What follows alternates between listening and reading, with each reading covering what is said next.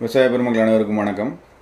இப்போ பார்த்திங்கன்னா அடுத்து வரக்கூடிய ஆடி பட்டத்துக்கு நிறைய பேர் நெல் போடுவாங்க. அப்படி நெல் போடும்போது வரக்கூடிய ஒரு பிரச்சனை பார்த்திங்கன்னா சரியான வேர் வளர்ச்சி இல்லை, சரியான தூர்க்கலைப்பு இல்லை, சரியாக பச்சை கட்டி வரல, அல்லது சரியான வளர்ச்சி இல்லாமல் இருக்குது அப்படின்ற மாதிரி நிறைய கம்ப்ளைண்ட் வரும். இந்த மாதிரி சூழ்நிலையில் நம்ம முதல் உரங்கள் என்னென்ன போடலாம், எவ்வளோ குறைந்த செலவில் முதல் உரங்கள் போடலாம், அந்த முதல் உரங்கள் கூட என்னென்ன வளர்ச்சிக்காக, அதாவது வேர் வளர்ச்சி தூர்கலைப்புக்காக எந்த வகையான மருந்துகள் அல்லது அந்த வளர்ச்சி ஊக்கிகள் அந்த மாதிரி என்னென்ன கொடுக்கலாம் அப்படின்றத பற்றி இந்த வீடியோவில் பார்க்க போகிறோம். முதல்ல பார்த்திங்கன்னா முக்கியமாக முதல் உரத்துக்கு நம்ம என்னென்ன விலை குறைந்த உரங்களாக நம்ம எது செலக்ட் பண்ணலாம் அப்படின்னு பார்த்திங்கன்னா, ஏக்கருக்கு 1 மூட்டை சூப்பர் பாஸ்பேட், ஏக்கருக்கு அரை மூட்டை யூரியா, 1 மூட்டை சூப்பர் பாஸ்பேட், அரை மூட்டை யூரியா.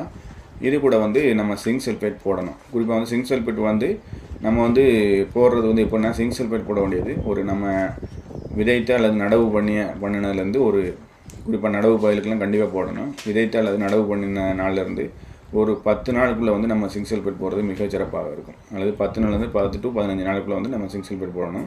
15 நாளைக்கு அப்புறம் நம்ம ஏக்கருக்கு 1 மூட்டை சூப்பர் பாஸ்பேட், அப்புறம் அது கூட ஒரு அரை மூட்டை யூரியா போடலாம். இது அதிகபட்ச பட்ஜெட் இதெல்லாம் சேர்த்து 1700 தான் வரும். நான் சொல்கிறது 1 மூட்டை சூப்பர் பாஸ்பேட், அரை மூட்டை யூரியா, சிங்க் சல்ஃபேட் 10 கிலோ, இதெல்லாம் சேர்த்து ஒரு 1600 1700 தான் வரும்.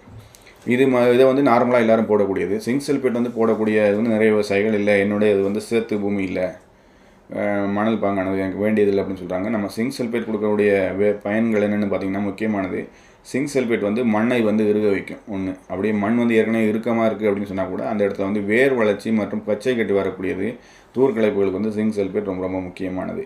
அடிப்படையில் அது எப்படி ஒரு குழந்தைக்கு ஊட்டச்சத்து முக்கியமாக இருக்குது, அது மாதிரி நெல் பயிருக்கு சிங்க் சல்ஃபேட் போடுறது குறிப்பாக அந்த ஆரம்ப கட்டங்களில், ஆரம்ப நாட்களில் குறிப்பாக அந்த நடவு செய்த ஒரு 10-15 நாளுக்குள்ள நம்ம சிங்க் சல்ஃபேட் போடுறது அடுத்து வரக்கூடிய அந்த தூர்க்கலைப்புகளை பச்சை கட்டி வரக்கூடிய தன்மையை வேர் வளர்ச்சியை அதிகப்படுத்தும். ஸோ இதுக்காக நம்ம கொடுக்க வேண்டியது அவசியமானது சிங்க் சல்ஃபேட். அல்லது வேறு ஏதாவது உரங்கள் போடலாமா, நீங்கள் தாராளமாக ஏக்கர் 1 மூட்டை ஃபேக்டம்பாஸ் 20-20-13 அது போடலாம். அல்லது ஏக்கருக்கு 1 மூட்டை டிஏபி போடலாம். இது நார்மலாக நம்ம போடக்கூடிய உரங்கள். அதாவது சூப்பர் பாஸ்பேட் போடலை, நான் அதுக்கு பதிலாக போட்டுக்கிறேன், எனக்கு சேர் அதிகமாக இருக்குது, நல்ல எங்கள் மண்ணுக்கு இதுதான் செட் ஆகும், ஃபேக்டம்பாஸ் தான் செட் ஆகும்னு சில பேர் சொல்லுவாங்க. அந்த மாதிரி உள்ளவங்களுக்கு தாராளமாக நீங்கள் ஏக்கர் 1 மூட்டை ஃபேக்டம்பாஸ் போடலாம். இது முதல் உரமாக இது போடுவது போதுமானதாக இருக்கும்.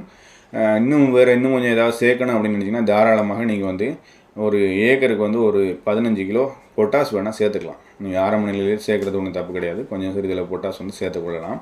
இது கட்டாயம் கிடையாது. உங்களுடைய பூமியை பொறுத்து அல்லது உங்களுடைய தன்மையை பொறுத்து நீங்கள் தேவைப்பட்டால் இது சேர்த்துக்கலாம்.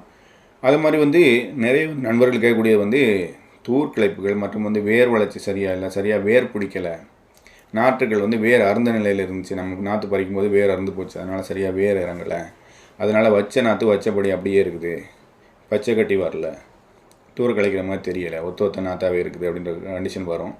அந்த மாதிரி இருக்கக்கூடியவங்க கண்டிப்பாக உங்களுக்கு போன பயிர்லேயே பார்த்துருப்பீங்க, எனக்கு சரியாக வேர் பிடிக்கலை அல்லது தூர் கலைக்கலை, அந்த மாதிரி இருக்குது அப்படின்னா நீங்கள் தாராளமாக இந்த பயிர் வைக்கிறதுக்கு நம்ம உரம் போடுறோம் இல்லையா, 15 நாள் கழித்து போடக்கூடிய உரங்கள் சூப்பர் பாஸ்பேட், யூரியா கூட நீங்கள் வளர்ச்சிக்கான மருந்துகள் அல்லது வளர்ச்சி ஊக்கிகள் அப்படின்னு சொல்லலாம், அதை போடலாம். குறிப்பாக ஏக்கருக்கு 4 கிலோ வேம் அது போடலாம். வெசிகுலார் அர்பசிகுலார் மைக்ரோரைசா அப்படின்னு சொல்லக்கூடியது ஏக்கருக்கு 4 கிலோ, இதையும் உரத்தோடு சேர்த்து போடலாம் ஒன்று. அல்லது ரெட் ஆல்கேஜல் ஏக்கருக்கு ஒரு அரை கிலோ போடலாம், அதிகபட்சம் 1 கிலோ வரைக்கும் போடலாம். நல்ல பிராண்டாக பார்த்து நீங்கள் வாங்கி போடணும். ரெட் ஆல்கேஜல்னு சொல்லக்கூடியது கடலில் விளையக்கூடிய ஒரு வகையான பாசிலேருந்து தயார் பண்ணக்கூடியது. குறிப்பாக கப்பா ஃபைக்கஸ், நோடுலோசம், சர்க்காசம் போன்ற சில வகையான கடல் பாசிலேருந்து செய்யக்கூடியது. இது நிறைய அமௌண்ட் ஆஃப் இது இருக்குது, நிறைய இதில் அமினோ ஆசிட்ஸ் அதிகமாக இருக்குது. அதாவது வளர்ச்சியை துரிதப்படுத்தக்கூடிய ஆசிட்கள் அப்படின்னு சொல்லுவோம், அமினோ அமிலங்கள் அப்படின்னு சொல்லுவோம். அது நிறைய இருக்குது. ஸோ இதில் ஏதாவது மீன் அமிலம்னு சொல்கிறோம் இல்லையா, அதில் உள்ள தன்மை மாதிரி இதில் அதிக அளவில் இருக்குது. அப்புறம் சாபிலைசர்னு சொல்லி நம்ம வீடியோவில் அடிக்கடி சொல்லுவோம். இந்த சாபிலைசர் அப்படின்னு சொல்லக்கூடியது அதில் கார்பன்டசிம் மேங்கோசெப் இருக்குது. அது கூட வித் என்பிகே அண்ட் மைக்ரோநியூட்ரியன்ட் எல்லாமே சேர்ந்த மாதிரி ஏக்கருக்கு அரை கிலோவில் வருது. இதை யூரியா கூட கலந்து மிக்ஸ் பண்ணி நம்ம போடலாம். அல்லது இலைவெளி தெளிப்பாகவும் பயன்படுத்தலாம். இந்த வேமை மட்டும் நம்ம சாயில் அப்ளிகேஷனாக மட்டும்தான் போடணும். மற்ற இதெல்லாம் இருக்கு இல்லையா, உதாரணமாக ரெட் ஆல்கேஜல் இதெல்லாம் நீங்கள் தாராளம் இந்த கடல் பாசிலாம் இலைத்தெளிப்பாகவும் பயன்படுத்தலாம், சாபிலைசரும் இலைத்தெளிப்பாகவும் பயன்படுத்தலாம், வேர் வழியாகவும் நீங்கள் இடலாம். இது 3ல் ஏதாவது ஒன்று கொடுத்தா கூட போதும். இல்லை நான் வந்து ஒரு நல்ல பயிர் வளர்ச்சி எடுக்கணும் அதனால் நான் 3ஐயுமே போடுறேன் அப்படின்னா நீங்கள் தாராளமாக போடலாம். முக்கியமாக இந்த ரெட் ஆல்கே ஜெல், சாபிலைசர் இரண்டையுமே நீங்கள் உரங்களுடன் கலந்து போடலாம். குறிப்பாக வந்து சாபிலைசரை வந்து யூரியா கூட ஃபஸ்ட்டு கலந்துட்டு அப்புறம் வந்து நீங்கள் போடக்கூடிய காம்ப்ளெக்ஸ் உரங்கள் அல்லது சூப்பர் பாஸ்பேட் இது கூடயும் கலந்து நீங்கள் போடலாம். ரெட் ஆல்கே ஜெல்லில் வந்து மணல் அல்லது எம்சாண்டோட கலந்து அதுக்கப்புறம் உரங்களுடன் கலந்து போடலாம். அந்த வேமை மட்டும் குறிப்பாக வந்து நீங்கள் வந்து மணலில் மட்டும் கலந்து போட்டுக்கலாம். அல்லது உரம் போடுவதற்கு 2 நாட்கள் 4 நாட்கள் குறைந்தது ஒரு 5 நாட்கள் முன்பாக நீங்கள் இந்த வேமை வந்து அப்ளை பண்ணலாம். அப்புறம் இது போக வந்து நல்ல வேர் வளர்ச்சிக்காக நல்ல சிறப்பாக வேர் வளர்ச்சி ஏற்படுத்தி கொடுக்கக்கூடிய இன்னொரு பொருள் வந்து பார்த்திங்கன்னா பொட்டாசியம் ஹியூமேட் அப்படின்னு சொல்லுவோம். பொட்டாசியம் ஹியூமேட் அப்படின்னு சொல்லக்கூடியது இது ஒரு வகையான வளர்ச்சி ஊக்கி அப்படின்னு சொல்லலாம். குறிப்பாக வந்து பார்த்திங்கன்னா ஒரு மாட்டு எரு அல்லது தொழு உரம் இந்த வந்து அதிக அளவில் நம்ம கொட்டி அந்த இடத்துல வந்து அது மக்கி கடைசியாக கிடைக்கக்கூடிய ஒரு ப்ராடக்ட் தான் அந்த ஹியூமஸ் அப்படின்னு சொல்லுவோம், அது ஹியூமேட் அப்படின்னு சொல்லலாம். அந்த மாதிரி மக்கிய பொருள்லேருந்து தயாரிக்கக்கூடியது தான் இந்த பொட்டாசியம் ஹியூமேட். இதை தாராளமாக வந்து நம்ம ஏக்கருக்கு 1 கிலோ வரைக்கும் இதை வந்து வேர் வழியாக இடலாம். அப்படி இடும்போது நல்ல வேர் வளர்ச்சி கிடைக்கும். இது எல்லாமே வந்து நான் சொல்கிறது வேர் வளர்ச்சி, தூர்க்கலைப்பு, நல்லா பச்சை கட்டி வர்றதுக்கு, அதிக தூர்கள் எண்ணிக்கை வர்றதுக்கு இதை வந்து ஏதாவது ஒன்றை கூட நீங்கள் வந்து அடிஷனலாக இதில் வந்து சேர்த்துக்கலாம். அல்லது இந்த நாளையுமே போடலாமான்னு கேட்டிங்கன்னா தாராளமாக நாளையும் போடலாம். உங்களுக்கு பட்ஜெட் கொஞ்சம் செலவுகள், அது உர செலவுகள் வந்து கொஞ்சம் அதிகமாக வர மாதிரி இருக்கும். அதில் வந்து குறிப்பாக வந்து இந்த வேமெல்லாம் வந்து நம்ம நடவு செய்து அல்லது விதைத்து ஒரு 15 நாளில் நெல்லில் போகிறோம் அப்படின்னா அறுவடை வரைக்குமே அந்த பயிர்கள் அந்த வயலில் இருக்கும் வரைக்குமே அந்த வேமனுடைய செயல்பாடு அங்கே இருக்கும். அந்த வேர்களில் ஒட்டிக்கொண்டு அது வேரில் ஒட்டிக்கொண்டு உயிர் வாழ்ந்து அந்த வேருக்கு தேவையான சத்துக்களை எடுத்து கொடுக்கக்கூடியது இந்த வேம். அது மாதிரி இந்த பொட்டாசியம் ஹியூமேட் வந்து அது ஒரு வகையான உரம். அது மட்டும் இல்லாமல் அந்த பயிரில் இருக்கக்கூடிய அந்த மண்ணில் இருக்கக்கூடிய சத்துக்களை பயிருக்கு எடுத்துக்கூடிய தன்மையும் வந்து இந்த பொட்டாசியம் ஹியூமேட்டுக்கு இருக்குது. அது மாதிரி இதுவுமே வந்து நம்ம ஆரம்பத்தில் போட்டால் கூட கடைசி வரைக்கும் பயிர் வந்து நல்ல வளர்ச்சியும் அந்த பச்சை விடாமல் நடந்து பச்சையமாக இருக்கக்கூடிய ஒரு தன்மையும் இருக்கும். அது மாதிரி வந்து நீங்கள் தாராளமாக வந்து சாப்லைசர் கொடுக்கும்போது வந்து அதில் கார்பன்டசிம் மேங்கோசோப் இருக்கிறனால நம்ம முதல் தடவை மருந்து தெளிக்கும் போது நம்ம வந்து அதில் வந்து நோய் மருந்தை வந்து நிறுத்தி கொள்ளலாம். நோய் மருந்து தெளிக்க வேண்டிய தேவை இல்லை. ஏன்னா வந்து அந்த அதிலே வந்து சாப்லைசர்லேயே கார்பன்டசிம் மேங்கோசோப் இருக்குது. மற்ற கெமிக்கல் உரங்கள் கொடுக்கும்போது நம்ம அது கூட சேர்த்து இந்த மாதிரியான இதெல்லாம் கொடுக்குறோம் இல்லையா, நம்ம சாப்லைசர் கொடுக்குறோம் அல்லது ரெட் ஆல்கே ஜெல் கொடுக்குறோம், வேம் கொடுக்குறோம், பொட்டாசியம் ஹியூமேட் கொடுக்குறோம். அந்த 4 சொல்லியிருக்கேன்.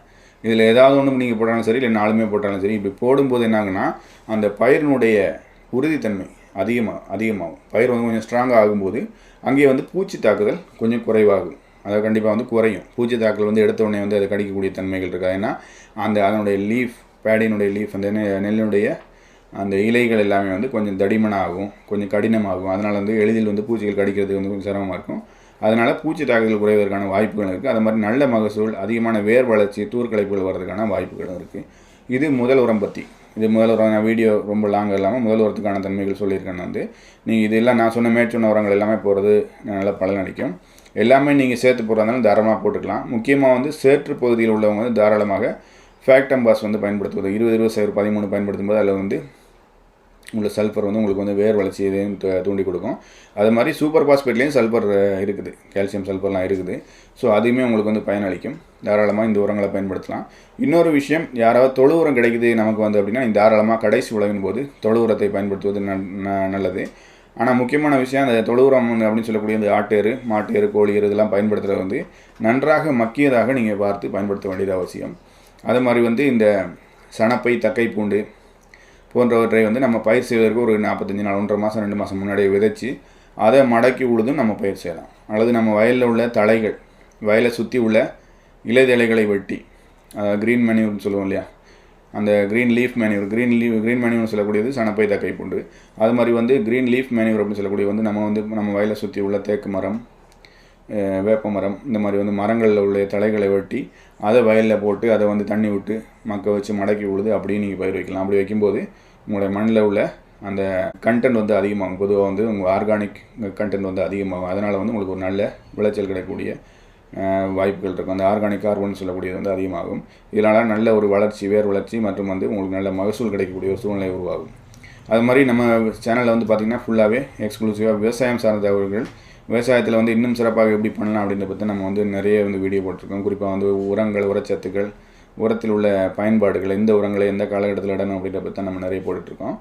அதே மாதிரி வந்து உங்களுக்கு வந்து விவசாய தகவல்கள் வேணும் அப்படின்னா தாராளமாக என்னோடய சேனலை சப்ஸ்கிரைப் பண்ணிட்டு ஒரு லைக் பண்ணிட்டு உங்களுடைய நண்பர்களையும் ஷேர் பண்ணிட்டு பாருங்கள்.